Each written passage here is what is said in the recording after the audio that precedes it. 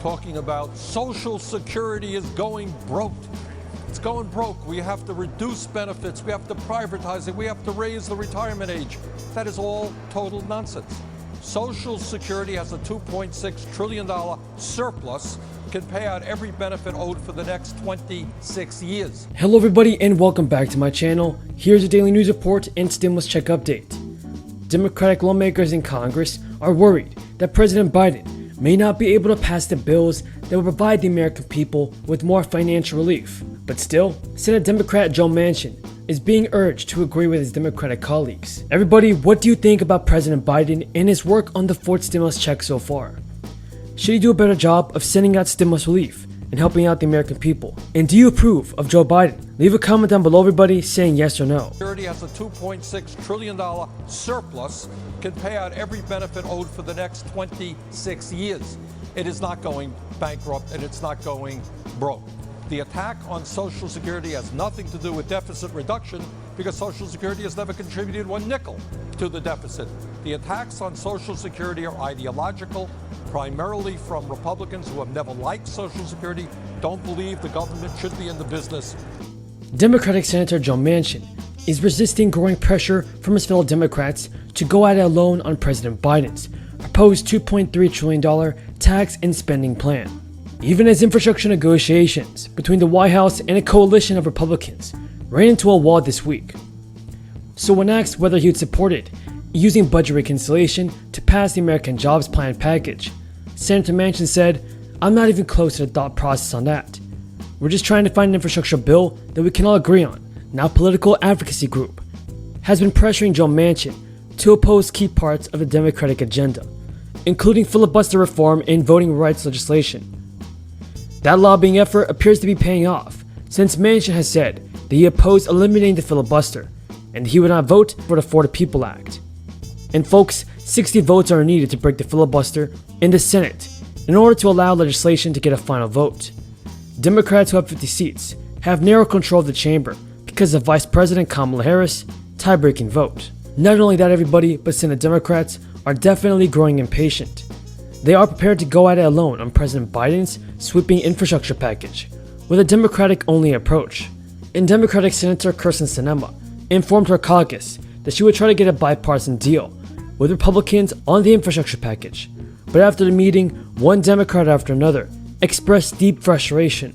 Everybody, tell me in the comments down below, who do you believe is holding back our stimulus money? Is it the Democrats or the Republicans? Tell me your thoughts on this, everybody, in the comments below. President Joe Biden's infrastructure talks with Republicans ended. The end of talks will increase pressure on Democrats to pass a sweeping package using a special process, and that doesn't require any Republican votes in the Senate. Plus, weeks of negotiations failed to bring the White House and Republicans close to a deal. They remained far apart on a total price tag for a bill, which types of projects should be included, and whether to raise any new taxes. Senate Majority Leader Chuck Schumer said that as negotiations seem to be running into a brick wall, Democrats are pursuing a two-path proposal that includes focusing on new talks among a group of senators from both parties. Chuck Schumer also added, "At the same time, we are pursuing the pursuit of reconciliation. It may well be that part of the bill that I'll pass will be bipartisan and part of it will be through budget reconciliation. But we're not going to sacrifice the bigness and boldness in this bill." And after negotiations broke down, the backup bipartisan infrastructure group wrapped up an almost 3-hour meeting Tuesday evening in the Capitol. Mitt Romney told reporters that this group is making a lot of progress. "But we have a total of 100 senators, not 8. We went through line by line and we've got pretty good agreement on most of those and went to the pay-fors." Now folks, listen up, because there doesn't appear to be an agreement among the group on the overall top line number, as well as how to pay for the bill. Senators are starting to float a rough timeline over the next week, as when there could be a framework. A White House official said that Republicans were asked whether they could raise their offer by a significant amount, and that they couldn't.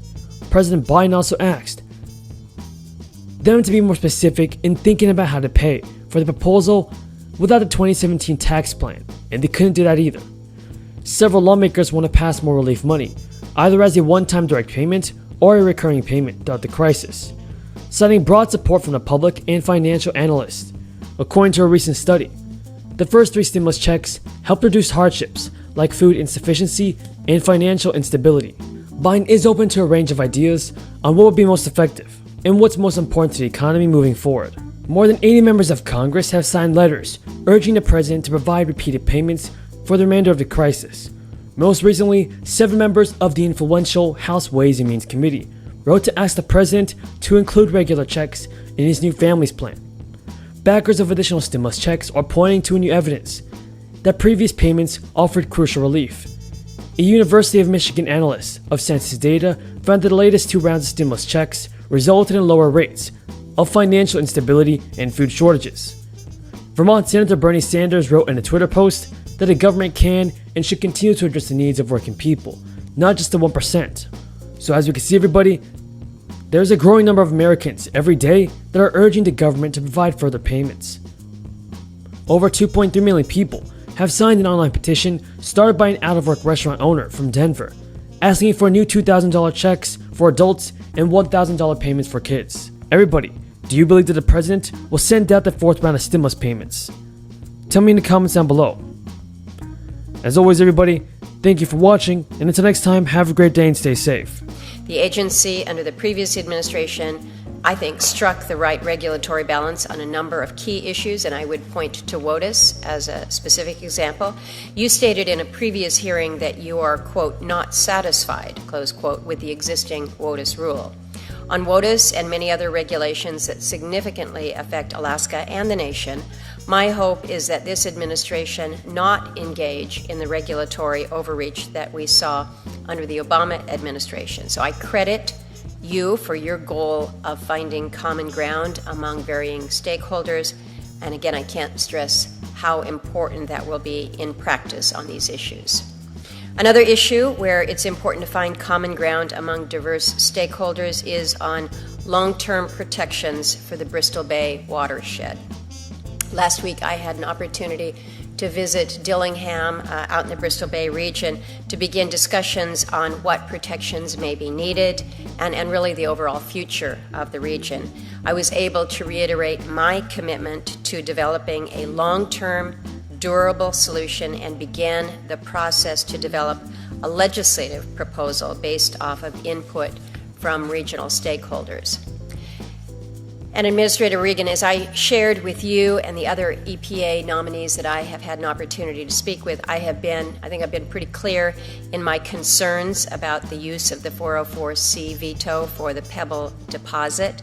I hope you'll be working with us on legislative protections and not relying solely on heavy-handed administrative approaches. Again, my interest here is to find an enduring solution here.